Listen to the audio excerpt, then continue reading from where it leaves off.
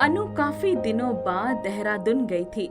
वो आंगन में लगे लीची के पेड़ के नीचे बैठ गई थी। गीता उसके घर में बचपन से ही घर का सारा काम करती थी। वो भी उसकी हम उम्र थी। 5 साल पहले अनु अम्मा के बीमार होने पर आई थी और अम्मा 10 दिन बाद ही खत्म हो गई थी। उसके बाद वो कभी इधर आ ही नहीं पाई थी। दीदी, बच्चों को भी ले आती। शुभा की परीक्षा आने वाली थी और कृष्णा का फुटबॉल मैच है। मैं 2 ही दिन के लिए तो आई थी। अन्नू दीदी, इस बार लीची के मौसम में जरूर आइएगा। इस पेड़ की लीची बहुत अच्छी होती है। कहाँ इतना समय मिलता है, बड़ी मुश्किल से समय निकाल कर आ पाई हूँ। तुम लोगों को मिलती है कभी? कहाँ दीदी, शरारती लड़के एक भी लीची नहीं छोड़ते, पत्थर मार मार कर तोड़ लेते हैं। तेरा बेटा क्या करता है? तेरे पति महेश की तबीयत अब ठीक हो गई? दीदी, बेटा तो कितने सालों से गायब है, कहाँ वापस आया। और पति तो कैंसर से जूझ रहा था, किसी तरह ठीक हुआ है। जब तक अम्मी थी मदद कर देती थी, वो तो कुछ कर ही नहीं पाता है। बेटे की रिपोर्ट लिखाई थी? हाँ, पर दीदी वो तो बचपन से ही मक्कार था। पहले भी तो कभी कभी भाग जाता था, फिर 1 आध महीने में आ जाता था। इस बार गया तो लौटा ही नहीं। पता नहीं जिंदा भी है कि मर गया। गीता कहते कहते रोने लगी। तुम्हारा खर्च कैसे चलता है? दीदी, एक तो घरों में बर्तन धो लेती हूँ, किसी तरह गुजारा कर ही रही हूँ। मैं तो सोच रही थी यहाँ आना दिन पर दिन बहुत मुश्किल होता जाएगा। इस घर को बेच दूँ। तू एक काम कर, अब से इसी घर में आकर रहा कर और लीची के मौसम में यही रहकर लीची के पेड़ की देखभाल किया कर। लीची हो जाए तो बाजार में बेच दिया कर। मैं तो पता नहीं कब आऊँ। दीदी, घर खाली पड़ा रहता है, इसलिए लीची का एक भी फल किसी को नहीं मिलता। ठीक है, मैं कल चली जाऊंगी, तू चाबी रख लेना। गीता की आंखें भर आई। दीदी, आपकी अम्मा थी तब तक घर की रौनक ही कुछ और थी। मुझे भी बड़ा सहारा था, आपको बहुत याद करती थी। अनु की आंखें भर आई। उसे अपना बचपन याद आ गया। बाबूजी ने 15 साल पहले ये पेड़ लगाया था। तब वो और उसका भाई अतुल कितनी बेसब्री से पेड़ के बड़े होने का इंतजार करते थे। कुछ सालों में ही पेड़ बड़ा हो गया था। वो और अतुल आंगन में लगे लीची के पेड़ पर दिन रात उधम मचाते रहते थे। लीची लगने से पहले ही उसका ब्याह हो गया। कभी फल खाए भी नहीं। अब तो ना पेड़ पर चढ़ने की उम्र रही, ना अतुल ही रहा। जब से विदेश गया वहीं का होकर रह गया। बाबूजी तो कई साल पहले खत्म हो गए और अम्मा उनकी याद में तड़पती ही चली गई। अंत समय में अम्मा मेरे नाम ही घर लिख गई थी।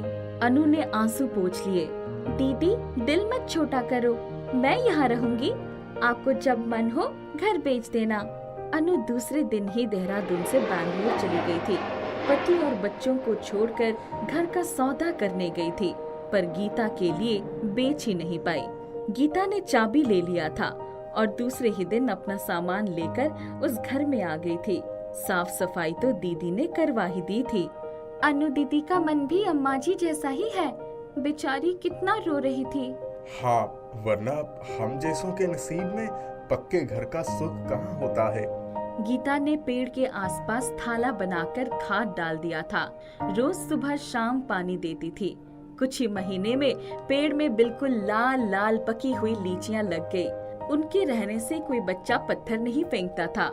मैं काम पर जा रही हूँ, तुम आंगन में ही रहना। बच्चे देखेंगे कि मैं जा रही हूँ और पेड़ों में लीची लग गई है तो उनका पत्थर मारना शुरू हो जाएगा। हाँ हाँ, तू जा, मैं देख लूंगा। गीता वापस आई तो ये ले, लीचियां तो पककर तैयार हो गई हैं। मैंने तोड़कर टोकरी में भी भर दिया है। अगर कभी बाजार ले जानी हो तो अच्छा दाम मिल जाएगा। चलकर खा लो, फिर चली जाऊंगी। दोनों ने खाना खाया और गीता लीची की टोकरी उठाकर पलटन बाजार की तरफ चल दी। लीची ले लो, लीची, पक्की लीची ले लो, रस से भरी लीची ले लो। थोड़ी ही देर में उसकी टोकरी खाली हो गई। जिसने भी लीची खाई सब दोबारा लेकर गए। गीता जल्दी ही घर आ गई। ये ले, तू तो बड़ी जल्दी आ गई, एक टोकरी और भर गई। क्या दिखाओ तो? गीता ने देखा तो उसकी आंखें फटी की फटी रह गई। लाओ, दे दो, इसको भी बेच कर आती हूँ। बहुत लोग मांग रहे थे, पर मेरी टोकरी खाली हो गई थी। थोड़ा आराम कर ले। सारे ग्राहक चले जाएंगे, वैसे भी ऐसी लीची किसी के पास नहीं था। गीता ने फटाफट टोकरी उठा ली और बाजार चली गई। 1 घंटे के भीतर फिर से उसकी टोकरी खाली हो गई। एक ही दिन में उसे बहुत से पैसे मिल गए। कुछ पैसों से उसने आते समय 4 टोकरियां और खरीद ली। घर आते ही, अरे गीता, अच्छा किया जो तू टोकरियां खरीद लाई। ये लीची का पेड़ तो जादुई है। ये देख, अब की मैंने सारी बाल्टियां और टब भी भर लिया। ऐसा करो, चलो हम दोनों ही चलते हैं और लीची बेच कर आते हैं। दोनों टोकरी भरकर लीची लेकर बाहर गए और रिक्शा करके बाजार चले गए। बाजार में जाकर सारी लीचियां बिक गई। आज तो मैं बहुत थक गई हूँ, अभी घर चलकर रोटी भी बनानी है। छोड़ ना, चल आज हम बाजार में ही कुछ खा लेते हैं। बड़े दिनों से कुछ अच्छा नहीं खाया। दोनों ने पलटन बाजार में जाकर कुछ खाया पिया। खाली टोकरी उठाकर घर आ गए। घर आकर, ये सारी टोकरियां पेड़ के नीचे ही रख दे, सुबह तक अपने आप ही भर जाएगी। गीता टोकरियां उठाकर आंगन में गई तो, हाय दैया, जरा इधर आओ तो। महेश जब पेड़ के नीचे गया तो उसका मुंह खुला का खुला रह गया। पेड़ के नीचे लीचियों का पटरा पड़ा था। अब क्या करें, यही हाल रहेगा तो हम तो सो भी नहीं पाएंगे। चलो टोकरियां तो भर ले। उन्होंने टोकरियां भर ली और पेड़ के नीचे एक चादर झूले की तरह दोनों तरफ से बांध दिया, जिससे लीची गिरकर फूट न जाए। चलो अब सो जाते हैं, सुबह मुझे जल्दी उठकर काम पर भी जाना है। गीता ने सुबह उठकर खाना बनाया, घर की सफाई की, फिर आंगन में गई। पूरी चादर लीचियों से भरी थी। आज हमें एक ठेले का इंतजाम करना पड़ेगा। मैं काम पर जा रही हूँ, तुम एक ठेला लेकर आओ, उसमें लीचियाँ रखो, तब तक मैं झटपट काम करके आती हूँ। गीता काम से लौटी तो महेश ने सारी लीची ठेले पर सजा दी थी और टोकरियां पेड़ के नीचे रख दिया। चादर झूले की तरह दोनों तरफ से बांध दिया। चलो जल्दी करो। दोनों बाजार पहुंच गए। देखते ही देखते उनकी सारी लीचियां बिक गई। उस दिन उन्हें बहुत पैसे मिले। चलो घर चलें, अभी तो फिर एक बार आना होगा। लीची ज्यादा से ज्यादा 1.5 महीने रहेगी, पर अगर इसी तरह हम लीची बेचते रहे तो बहुत अमीर हो जाएंगे। हाँ, जल्दी चलो। 1.5 महीने से रोज यही हो रहा था, पर लीची खत्म होने का नाम ही नहीं ले रही थी। उनके पास बहुत पैसे हो गए। गीता, हम लोग एक जमीन खरीदकर उसमें अपना घर बनाएंगे और ये लीची का बीज भी लगा देंगे, ताकि जब भी अन्नू दीदी घर बेचे तब तक हमारा पेड़ तैयार हो जाए। सही कहा तुमने। कल जब मैं काम पर जाऊंगी तब तुम कोई जमीन देख लेना। ठीक है। महेश अपने एक दोस्त के पास गया और जमीन के बारे बात की। शाम को दोनों ने जाकर जमीन देख लिया और दूसरे दिन ही जमीन खरीद लिया। फिर कुछ ही दिनों में घर भी बनवाना शुरू कर दिया। सारे बाजार में लीची खत्म हो गई थी, लेकिन उनकी लीची अभी भी फल दे जा रही थी। दूसरे मौसम में फिर वैसा ही हुआ। एक दिन जब गीता लीची के पेड़ के नीचे बैठी थी, तभी तुमने इस पेड़ का बीज अपने घर में लगा लिया? कौन हो तुम? बीज तो लगा दिया मैंने। अरे मैं लीची का पेड़ हूँ। मुझे यहाँ अकेले रहना बिल्कुल भी अच्छा नहीं लगता है। जब तक अम्मा थी तब तक वो मेरी बहुत ख्याल रखती थी। जब लीची खाने का समय आया तब सब लोग चल दिए, इसीलिए मैं तुम्हारे पास रहना चाहता हूँ। गीता जाकर पेड़ से लिपट गई। मैं तुम्हारे पास रहूंगी और तब तक तुम्हारा ख्याल रखूंगी, जब तक यहाँ कोई दूसरा नहीं आ जाता। नहीं नहीं, तुमने मेरा बीज लगा दिया है ना, मैं भी वहीं चला जाऊंगा। गीता बहुत खुश थी। उनका घर बन गया था। लीची का पेड़ उनके आंगन में लहलहा रहा था। गीता ने अनु को चिट्ठी लिखी थी और उसे भी अपनी गृह प्रवेश में आने का आग्रह किया था। अनु को आना पड़ा। दीदी, अब हम अपने घर में जाकर रहना चाहते हैं, आप ये घर बेच सकती हैं। अनु ने दूसरे दिन ही घर का सौदा करने का मन बना लिया था। गीता की किस्मत चमक गई थी। अब उसके पास अपना घर था और अपनी लीची का पेड़ था। हर बार लीची के मौसम में उनको इतना पैसा मिल जाता कि कहीं काम करने की जरूरत ही नहीं पड़ती। एक बार एक नगर में एक महात्मा जी अपना डेरा डालते हैं। लोग उनके पास अपनी समस्याएं लेकर आते और महात्मा जी लोगों की समस्याओं का हाल अपनी सूझबूझ से देते। उसी नगर में भोला नाम का लड़का अपनी विधवा माँ के साथ रहता था। अपने नाम के अनुरूप ही भोला बहुत ही भोला और कुछ कम बुद्धि वाला था। उसकी माँ को हमेशा उसकी चिंता रहती। बेटा, अब तो बड़ा हो गया है, तुझे अपना ध्यान खुद रखना होगा। जिंदगी का क्या भरोसा, मेरा कब बुलावा आ जाए। तुझे दुनिया के तौर तरीके सीखने होंगे बेटा। बुलावा? माँ, तुम कहीं जा रही हो क्या? कहाँ से बुलावा आ गया तुम्हारा? हे भगवान, कब समझेगा तू। नगर में हर कोई भोला को अच्छी तरह जानता था। लोग अक्सर उसकी कम बुद्धि का फायदा उठाकर उससे अपना काम निकलवा लेते और भोला दुनियादारी से अनजान लोगों के काम खुशी खुशी करता। भोला की माँ को महात्मा जी के बारे में पता चलता है तो वो भोला को उनके पास लेकर जाती है। महात्मा जी, मेरा बेटा भोला अत्यधिक भोला है, या यूं कहे कि मंद बुद्धि है। महात्मन, मैं आपके चमत्कारों के विषय में बहुत कुछ सुनी हूँ। कृपया कुछ चमत्कार मेरे बेटे पर भी कर दीजिए, जिससे इसकी बुद्धि ठीक हो जाए और लोग इसका फायदा न उठाए। महात्मा जी भोला को देखकर मुस्कुराते हैं और उसे एक लड्डू देते हैं जो कि शुद्ध देसी घी का बना होता है और उसमें से देसी घी की बहुत ही अच्छी महक आ रही थी। भोला बेटा, ये लड्डू रख लो, इसे हमेशा अपने पास रखना। ये तुम्हारे साथ कुछ बुरा नहीं होने देगा। हमेशा अपने साथ कैसे रख सकूंगा महात्मा जी? ये तो कुछ समय बाद खराब हो जाएगा। इसमें से बहुत अच्छी सी देशी घी की खुशबू आ रही है, इसे तो मैं अभी खा लेता हूँ। भोला जैसे ही लड्डू को खाने लगता है, महात्मा जी उसे रोक लेते हैं। मूर्ख, तुझे समझ नहीं आता? इसे खाना नहीं है, केवल अपने पास रखना है। भोला की माँ उससे लड्डू ले लेती है और उसे वहाँ से ले जाती है। घर पर माँ, मुझे वो लड्डू दो ना, कितना स्वादिष्ट लग रहा है, मुझे वो खाना है। बेटा, महात्मा जी ने कहा है कि इसे खाना नहीं है, केवल अपने पास रखना है। तू जिद मत कर, ले पैसे ले और बाजार से अपने लिए और लड्डू ले आना, लेकिन इस लड्डू को मत खा मेरे बच्चे।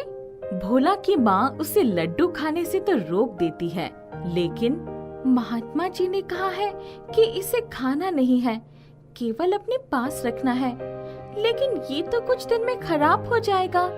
भोला की माँ लड्डू को एक डिबिया में डालकर रख देती है। भोला चुपके से उस लड्डू को खाने आता है। जैसे ही भोला वो लड्डू मुंह में डालता है तो ये क्या, लड्डू तो सोना का बन जाता है। ये कैसा लड्डू दिया है महात्मा जी ने? ये तो टूटता ही नहीं है। इससे अच्छा तो महात्मा जी कुछ और मिठाई दे देते। भोला तो इतना कहते ही वहाँ मिठाई का ढेर लग जाता है। अलग अलग तरह की मिठाइयाँ आ जाती है। भोला उन्हें देखकर बहुत ही हैरान और बहुत खुश होता है। अरे वाह, लगता है महात्मा जी यहीं कहीं आसपास ही है, जो मेरे इतना कहते ही इतनी सारी मिठाइयाँ भेज दी। भोला खुशी खुशी मिठाइयाँ खाता है और इतने में भोला की माँ भी वहाँ आ जाती है। अरे, ये इतनी सारी मिठाइयाँ कौन लाया? अरे माँ, तुमको नहीं पता? ये सब मिठाइयाँ वो महात्मा जी ने भेजी हैं। वो यहीं कहीं आसपास ही हैं। और जैसे ही मैंने कहा कि मुझे मिठाइयाँ खानी है, तो उन्होंने ये सारी मिठाइयाँ भेज दी। माँ को भोला की बातों पर विश्वास नहीं होता और वो बहुत ध्यान से लड्डू को देखती है। वो लड्डू उठाकर मुंह में डालने लगती है कि तभी, अरे माँ, इसे क्यों खा रही हो? ये तो पत्थर का है। पत्थर का? क्या बोल रहा है तू? माँ जैसे ही लड्डू को मुंह में डालने लगती है तो लड्डू सोने का बन जाता है। माँ ये देखकर बहुत हैरान होती है। अरे, ये तो सोने का लड्डू है। काश मुझे सोने के लड्डू की जगह सोने की चेन मिल जाती। माँ के इतना कहते ही उनके सामने एक सोने की चेन आ जाती है। माँ को ये सब देखकर अपनी आंखों पर यकीन नहीं होता। लगता है महात्मा जी का ये दिया लड्डू कोई मामूली लड्डू नहीं, बल्कि कोई जादुई लड्डू है। महात्मा जी ने कहा था कि इस लड्डू को अपने पास रखने से सब ठीक हो जाएगा। काश ये लड्डू मेरे भोले को एक मामूली मंद बुद्धि लड़के से एक सुंदर राजकुमार में बदल सकता। माँ के इतना कहते ही भोला की तो काया ही बदल गई। मामूली सा मंद बुद्धि दिखने वाला भोला एक सुंदर बलिष्ठ और समझदार राजकुमार की तरह दिखने लगा। उसके कपड़े भी राजकुमार जैसे सुंदर बन गए। माँ और भोला को अपनी आंखों पर विश्वास ही नहीं हो रहा था। उन्हें ये सब एक सपने जैसा लग रहा था। भोला, मेरे बच्चे, तू तो एकदम राजकुमार लग रहा है। कितना प्यारा सुंदर राजकुमार। माँ और भोला लड्डू के आगे हाथ जोड़कर धन्यवाद करते हैं। माँ, मैं जल्दी ही तुमको एक बड़े घर की मालकिन बनाऊंगा। मैं खूब मेहनत करके पैसे कमाऊंगा और बड़ा घर और गाड़ी खरीदूंगा।